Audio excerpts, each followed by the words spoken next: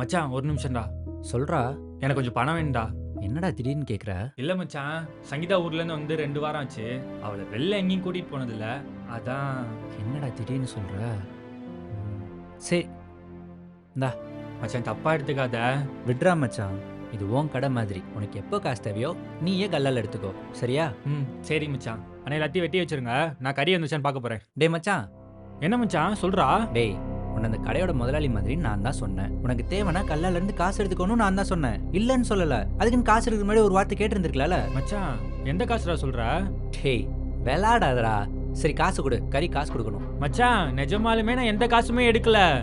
சும்மா சும்மா எனக்கு கடுப்பேதாரா. உனக்கு எதில் விளையாடணுன்ற அறிவு இல்லை. கறிக்கு வச்சிருந்த காசு 2000 ரூபாய் தான். வியாபாரத்தை முடிச்சு நைட்டு கறி வாங்கலான்னு இருந்தேன். அந்த காசு எடுத்திருக்க. விளையாடாம காசு குறா. மச்சான் எனக்கு ஒரு விஷயம் தேவைன்னா உன்கிட்டயோ மாமா கிட்டயோ இல்ல தங்கச்சிமா கிட்ட தான் கேட்டிருப்பேனே தவிர்த்து நீ சொன்னதுக்காண்டி கல்லால கை வைக்கிற பழக்கம் எனக்கு கிடையாதுடா மச்சான். திரும்ப திரும்ப போய் சொல்லி எனக்கு டென்ஷன் ஆக்காதடா. ஒழுங்கு மரியாதை காசு குறா.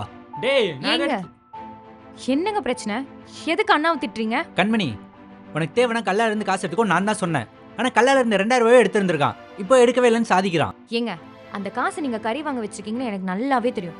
காலையில கறி கடைக்காரர் வந்து அந்த கறியும் கொடுத்துட்டு காசையும் வாங்கிட்டு போயிட்டாருங்க. அது இல்லாம இந்த மாதிரி விஷயத்துல நீங்க என்ன தானேங்க கேட்கணும்? நான் தானே கல்லாப்பெட்டியில இருக்கேன். எதுக்குங்க அண்ணாவை சந்தேகப்படுறீங்க? அவர் அப்படி பண்ண மாட்டாருன்னு உங்களுக்கு தெரியும்ல.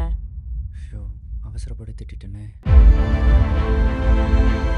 மச்சான், டேய். Talk to editors presence Kanmani miss.